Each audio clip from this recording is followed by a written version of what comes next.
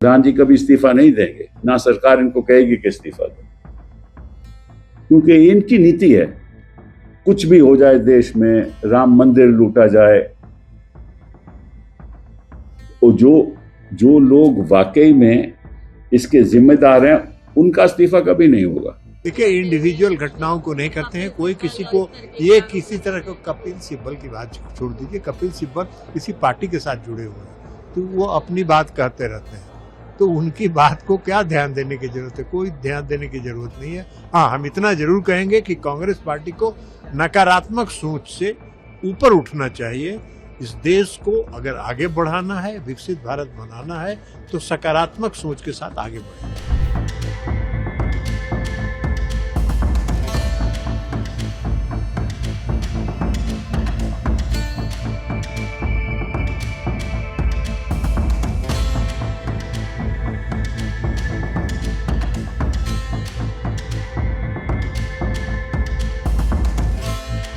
प्रधान जी कभी इस्तीफा नहीं देंगे, ना सरकार इनको कहेगी कि इस्तीफा दो, क्योंकि इनकी नीति है कुछ भी हो जाए देश में, राम मंदिर लूटा जाए,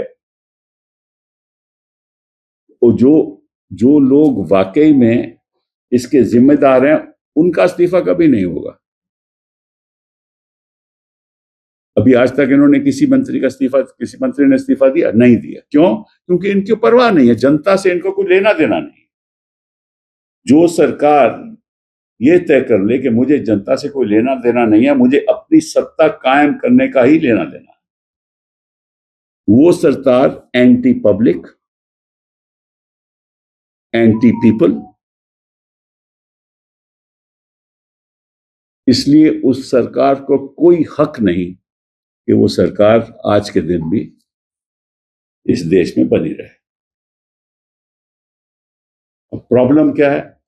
प्रॉब्लम है कि इस देश में आज के दिन ईडी की वजह से, सीबीआई की वजह से, इनकम टैक्स की वजह से, स्टेट पुलिस की वजह से, झूठे केस बनाने की वजह से सिविल सोसाइटी बाहर नहीं आती, डरते हैं लोग। नमस्कार साथियों, बड़े मुश्किल से आज फिर आप लोगों से जुड़ पा रहा हूँ 18वें दिन, क्योंकि आप लोगों के हज़ारों संदेश आए कि मैं अनशन तोड़ दूँ, कुछ खा लूँ।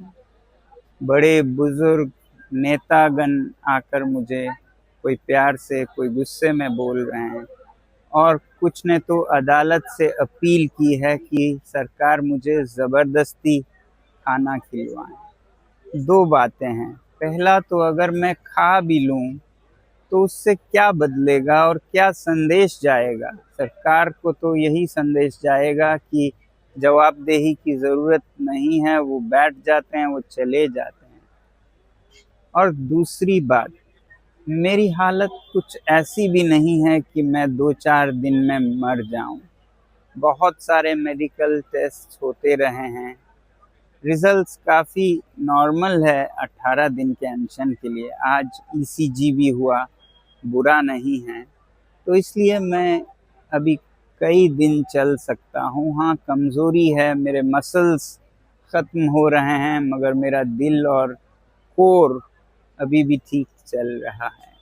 तो इसलिए सिर्फ अनशन तोड़ने को कहने के बजाय मैं आप लोगों से विनती करूंगा कि आप भी एक छोटा कदम उठाएं। 20 जुलाई को इतनी बड़ी संख्या में आएं कि एक संदेश सरकार को जाए, और मैं तो कहूँगा उस दिन सारे स्कूलों, कॉलेजों, विश्वविद्यालयों से कि वो उसे एक्सपीरियंशियल एजुकेशन का दिन मनाएं, एनईपी के अंतर्गत, न्यू पॉलिसी ऑन एजुकेशन के अंतर्गत, क्योंकि उस दिन बच्चे अभ्यास कर पाएंगे पॉलिटिकल साइंस का एक अनोखा लेसन, जो कि इतिहास का हिस्सा होगा, जिसमें वो खुद शिरकत हो पाएंगे और सीख पाएंगे कैसे लोकतंत्र चलता है जनता की ओर से भी। तो 20 जुलाई को बहुत से सांसदों के साथ आप सब आइए, हज़ारों की संख्या में हम सब मिलके इस मुद्दे को संसद के हवाले करेंगे, तो मुझे भी भरोसा होगा कि अब ये सही हाथों में गया है।